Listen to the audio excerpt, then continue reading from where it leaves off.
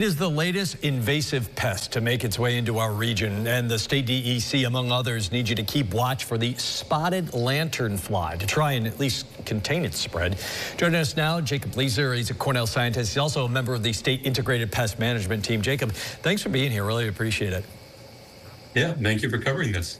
So what is the concern with this bug? Because obviously we know a lot about mosquitoes around here and their danger to our health. So is this a danger to our health like that, or is there a different concern here?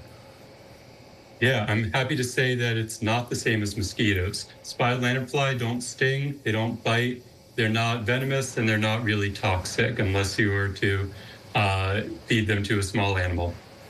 They are a problem, however, for our grapevines. We have some great wine being produced both in the Finger Lakes area and along the lakes. So we want to make sure that this pest doesn't move into those areas. Is it just grapes and vineyards and things like that, or is it really munched down on a lot of plants? Spotted lanternfly will feed on just about any plant that it encounters. Short of pine trees, it's happy to feed on anything.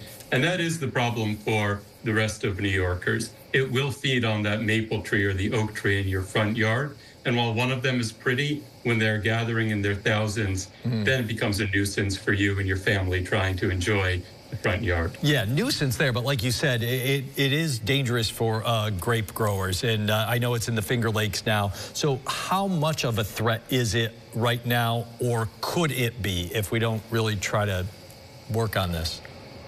Yeah, spotted lanternfly first became identified as a pest, as an invasive pest down in Pennsylvania back in 2016. It's actually a success story that it's taken this long to make it up to this region. And if we can hold the line here and not let it spread to other grape growing areas or other neighborhoods, that would also be a success.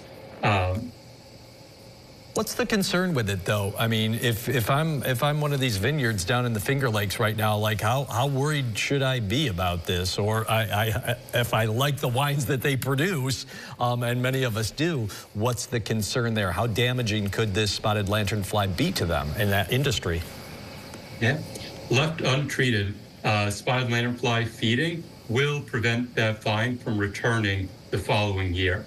But because we've had a few years down in Pennsylvania to research this pest, we now know what it takes to manage it. And at IPM, working alongside other labs at Cornell and our friends down in Pennsylvania, we're working on more environmentally friendly management strategies. But right now, we're using some conventional grapevine some conventional strategies to manage the health of the grapevine so that the feeding is kept under control. Gotcha. So with the strategies in place now, we are able to keep the grapevines healthy. It just takes a little bit more work. Yeah, would you say, is that where we are? We're in a managing it phase? I mean, we're never going to get rid of it now at this point, right?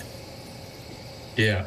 Once it gets established in an area, and we're still on the cusp here in the Finger Lakes, but if it does get established and we're not able to knock down that first infestation, then this is something that we expect our vineyards to have to put extra work into managing every year. Is there anything, first of all, how do you identify it? Because it's probably obvious to you, but what am I looking for? Anything in particular you go, oh, that's it, you know right away? Yeah, spotted lanternfly eggs hatch out when it starts to get warm in the spring.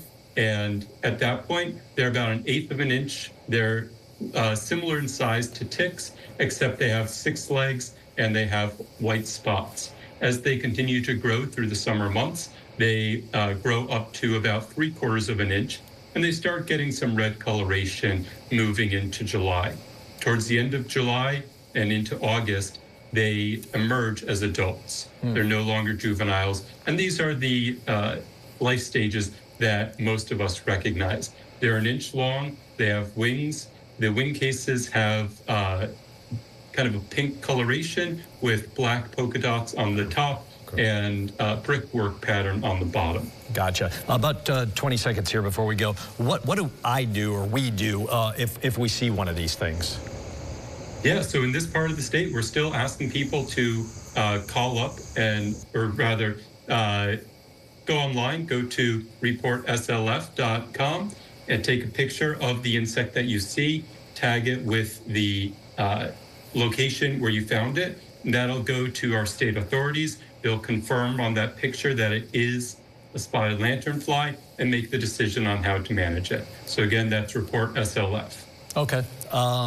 Do you step on it? Do you throw it away? Do you leave it alone? Do you, I don't know, or yeah. Yeah, go ahead and step on it. If there's a bunch of them, take out the shop vac and suck them up. Okay. But at this point, the best way to kill them is go after them with your boot, with the fly swatter. All right, Jacob Leeser, thanks very much for joining us. Really appreciate it. We'll keep watch.